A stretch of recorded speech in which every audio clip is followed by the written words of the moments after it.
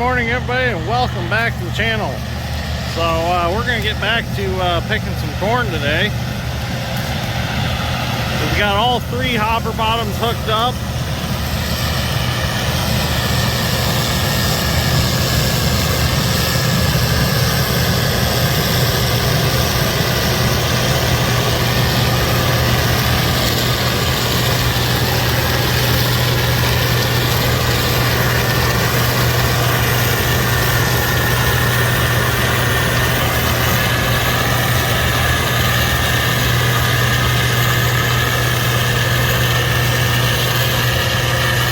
I guess with having all three trailers hooked up, you could say that corn harvest is in full swing now. So I'm going to walk over to the gleaner and get ready. I got to unload it. It's still full from yesterday. So Dad Shrink's got the third semi right now, and he's going to the previous farm to unload the grain cart. It's still full from the weekend. Co-op was only open till noon on Saturday, and they were closed all day on Sunday. So we ended up hooking up the third trailer, and that got us finished up with the last farm we were on. So it worked out pretty good. Then we moved over to this one yesterday afternoon, and we were able to pick off some of the in-rows and fill the two combines, and then that was it for the day because we had nowhere else to dump.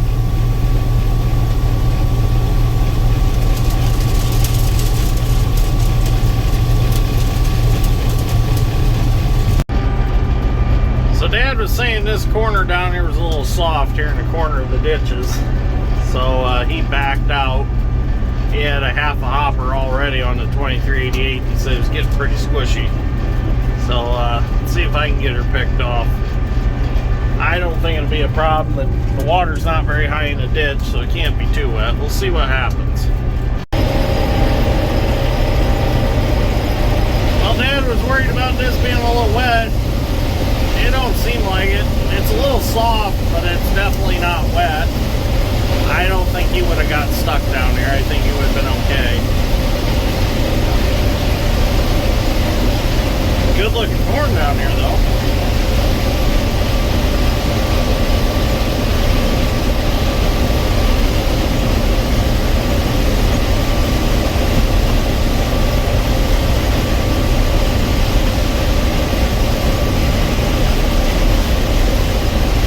As dry as the season was, I don't know if we'll see too much wet ground. This is definitely not the farm I'm worried about though. Our other farm in Pulaski County is the one that kind of worries me. They don't seem like it takes much rain at all or any kind of moisture for it to be wet. That's the one that I had the one on cleaner on steel tracks on last year for all the videos. Well, that and my friend Josh's. But we'll see what happens. Regardless, I'm going to get that combine out and play with it this year. Make sure that everything runs good on it still.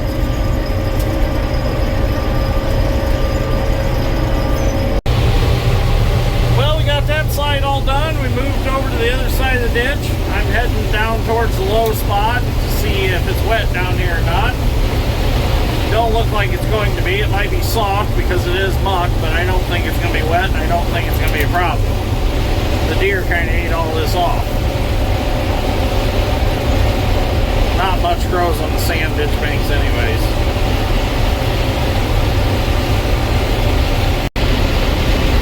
Well, it wasn't a problem at all. I went down in there and turned around and drove right back out. So it wasn't even really soft. So it's pretty firm. But some of you were asking, and I'll answer this question right now, what's the deal with the John Deere combine out behind the shop? Because you've seen it the other video when I was bringing my head up to the shop to get it ready. That John Deere combine is a 9600, and it belongs to my buddy Josh. The head reverser exploded, the gearbox out there on the feeder house. So it's at the shop, and I'm going to help him fix it because he needs help with it. So we're waiting on parts to get here. Well, actually, he ordered a good takeoff from Allstate's Ag Parts to replace it with. So we just have to change it out. But he needed help doing it, so I said bring it on over and I'll help you with it. So as soon as we get that, we'll get that swapped out and we'll do a video on it. I think it'd be kind of a cool video. We met Josh last year on the channel. I picked a lot of his wet ground for him with the cleaner on tracks. And he's a nice guy, so I figured we'd help him out. So we'll get that video when we get that gearbox in hand. So I had a viewer ask a pretty good question. The question was, don't the ears of corn that lay on the row dividers, don't them get lost? And the answer is no. Actually, I call it my poor man's yield monitor because I can actually see the ears of corn. They'll lay there for a little bit and I can actually look at them. But if they lay there and they slide off, they end up in the gathering chains and get sucked right up in the head. There's so much upwards turbulence of stuff coming in the head and driving forward that they get sucked right in, no problem. Now, if they do fall like right there on the curve spot, yeah, you possibly lose them. But usually they don't fall there. The reason that they do fall here is because when the stalk of corn gets jerked down through and the ear pops off, that they sometimes land there. But no, they don't fall off. And sometimes in the video it looks like an ear will fall out of the head, and I've watched this several times on camera. It actually doesn't. The gathering chains stick past far enough that they catch it, even if it looks like it's gonna fall out. So these heads are very, very good at getting every ear of corn once it's over the top of the head. It doesn't fall out. So it is a good question though. Thanks for asking. Well, we're on to the next one. We're heading to the Stark County Airport, or by the Stark County Airport, not exactly the airport, but we're gonna go pick off our new farm that we just started farming this year up there. So I'm excited to get into that because that's irrigated corn, so that should be some pretty good corn. Well, here we are at the airport farm. So this is my first time of actually being on this ground. Dad done all the corn planting while I was planting beans, so I haven't actually done any field work on this place. Besides going out there to run the pivots and things like that. But so it's going to be new territory for me. So let's get some corn picked and see what it's like. Well, we got the field broke in. Got into some good corn.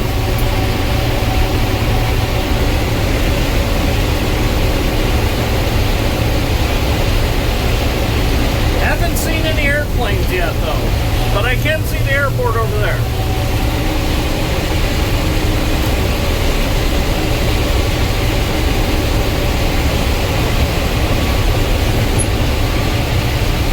We are full.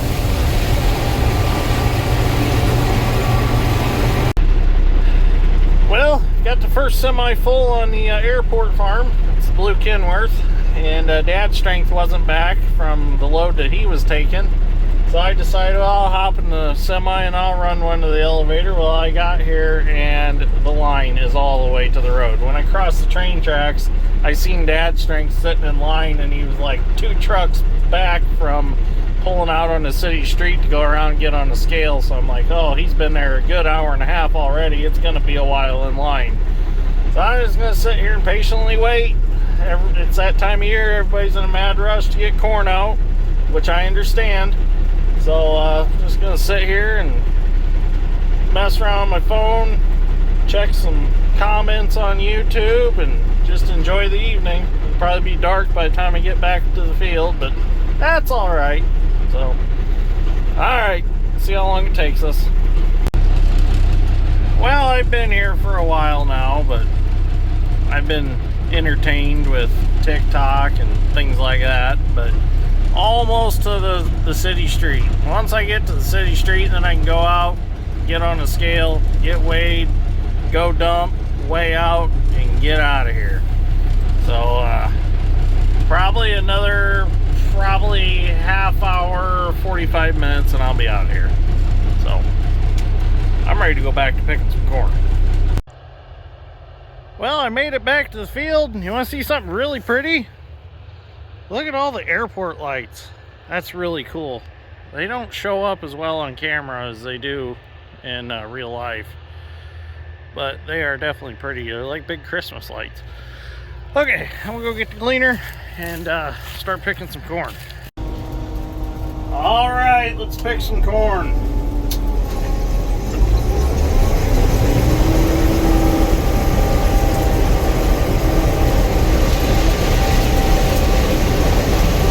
See just about everything in this field. Everything from down corn to volunteer corn. This field suffered pretty severely from volunteer corn because the corn crop that was on it the year before we started farming it was severely wind damaged, so there was a lot of corn out here left. Well, that grew back over the growing season. But the interesting thing is a lot of that volunteer corn put on a pretty good sized ear on it. So there's extra corn out here. Now that's the bad thing about not doing a corn-soybean rotation is there was no soybean herbicide to kill off the corn. So if there is volunteer corn next season, which there shouldn't be, we'll be able to spray it with the soybean herbicide and kill the volunteer corn off.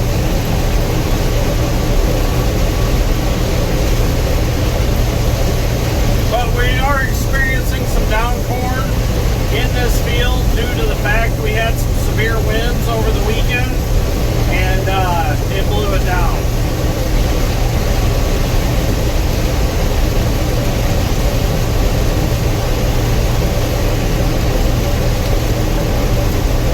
Birds out here.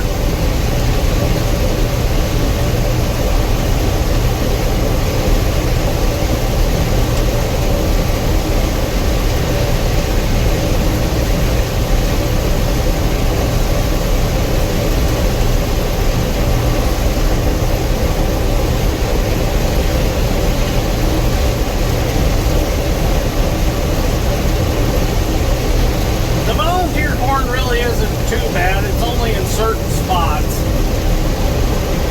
Like through here, it's pretty clean. But up here, it gets pretty heavy.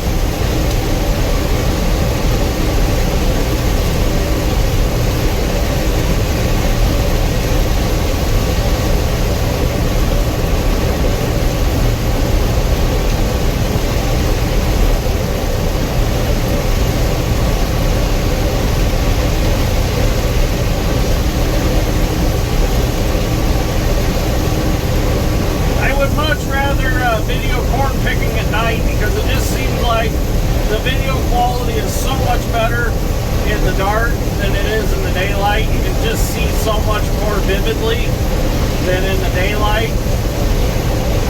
Like between the camera and the LED light bars, it just makes for the perfect lighting for the camera to pick up, I guess you could call it.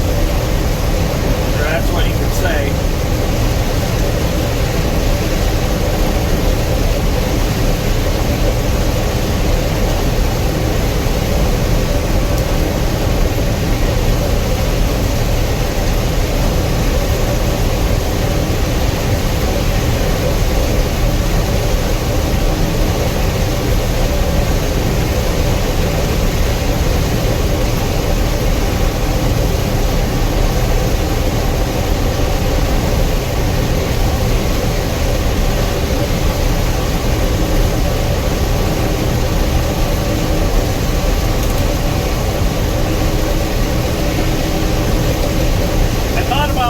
My drone in this field since it's like half-mile long rows.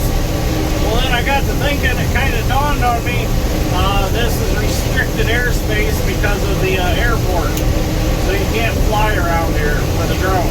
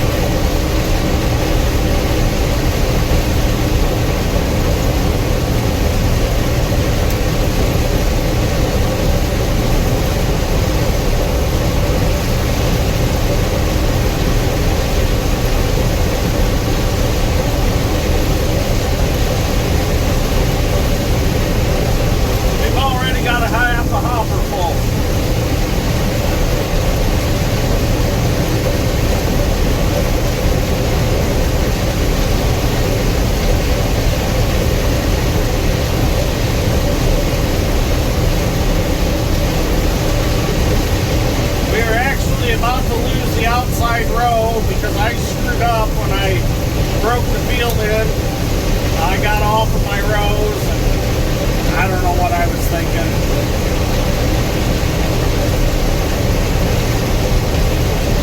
And actually, I picked up to there on heading the one way and ended up with that one row off. But now I've got it corrected for the rest of the way across the field.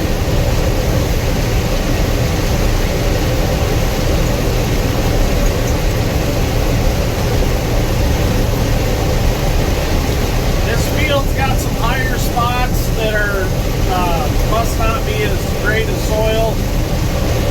I think they're more of like a beach sand, and you can pump as much water on as you possibly can, and they just don't produce very well. And I think it's because we're so close to the river at one time that it must have flooded and deposited that sand out here or something. It's very common in this area to see those sand spots like that. Well, I'm just going to go ahead and dump because we're actually almost full. So might as well just go dump.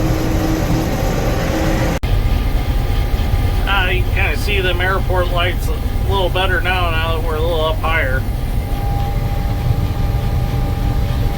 This trailer's almost already full. And I haven't been back that long.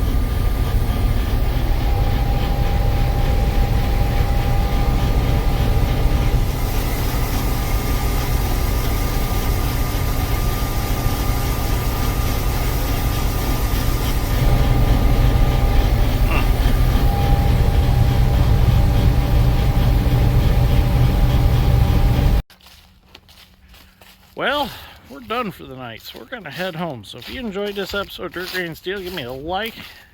I'd really appreciate it. Thank you for watching.